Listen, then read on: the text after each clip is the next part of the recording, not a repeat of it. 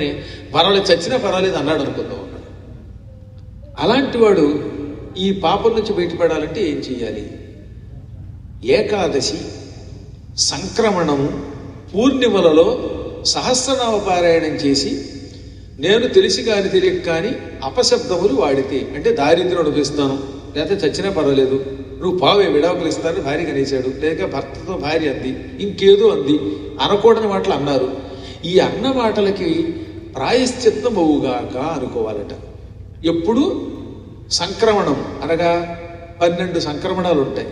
మేష సంక్రమణం, వృషభ సంక్రమణం, మిథున సంక్రమణం, కర్కాటక సంక్రమణం, ఇలా 12 రాశులకి 12 సంక్రమణములు ఉంటాయి. సూర్యుడు ఆ రాశిలో ప్రవేశిస్తే దాన్ని సంక్రమణము అంటారన్నమాట.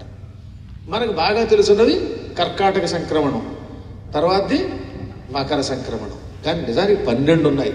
ఈ 2 సంక్రమణాలు ఎందుకు ప్రత్యేకం అంటే, కర్కాటక సంక్రమణం వల్ల దక్షిణాయనం వస్తుంది, మకర సంక్రమణం వల్ల ఉత్తరాయణం వస్తుంది కనుక ఇవి గుర్తున్నాయి. కానీ ఈ 12 సంక్రమణములు పంచాంగంలో ఇస్తారు. ఈ సంక్రమణము నాడు కానీ, ఏకాదశి వచ్చినప్పుడు, అది కృష్ణపక్షం లేక శుక్లపక్షంలో కానీ, పూర్ణిమ నాడు, అమావాస్య నాడు, ఇలాంటి కాలంలో సహస్రనామం చదవండి. కాసిన నీళ్లు చేతిలోకి తీసుకోండి.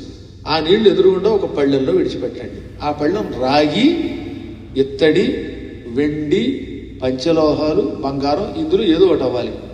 ప్లాస్టిక్ వాడకూడదు, స్టీల్ వాడకూడదు. రాగి, ఇత్తడి, పంచలోహాలు, వెండి, బంగారం లాంటి పళ్ళెంలో విడిచిపెట్టండి. ఇలా 3 సార్లు నీళ్లు విడిచిపెట్టాలండి. చేదస్తంగా అనుకున్నా వడి చెబుతున్నాను. ఈ దినములలో సహస్రనామ పారాయణకి వేసాక నీళ్లు చేతిలోకి తీసుకోవడం, విడిచిపెట్టడం. ఏ పళ్ళెలవి? రాగి, వెండి, ఇత్తడి, పంచలోహములు, బంగారం. బంగారం పళ్ళు ఉంటే మరీ మంచిది అనుకోండి. మీకే కాకుండా నాకు కూడా ఇస్తే నేను కాదనను. ఎక్కడో ఇండియాలో తిరిగా మళ్ళీ పట్టుకెళ్ళడానికి కదా ఇబ్బంది, కస్టమ్స్ ఇబ్బందులు ఉంటాయి. అవి కస్టమ్స్ అన్నమాట, కష్టాలంటే.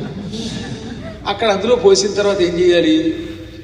ఇందాక నిన్న కూడా చెప్పాను, చెప్పండి అందరూ. శ్రీదేవీం స్వాభిన్నాం ధ్యాత్వా విహరేత్ సర్వత్ర విజయః.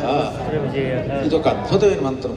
అమ్మవారికి నాకు భిన్నత్వం లేదు, అమ్మే నేను అనుకుని అందులో నీళ్లు పోస్తే ఆ తర్వాత ఎక్కడికి విహరించినా అంతటా విజయం అనమాట. ఈ మంత్రం చెప్పుకుని ఉంగరం వేలు, మధ్య వేలు, వీటితో ఆ నీళ్లు చేత్తో తాకండి, వేళ్లతో. ఆ నీళ్లు కుడి కన్ను, ఆ తర్వాత ఎడమ కన్ను ఆ నీళ్లతో తుడుచుకోండి.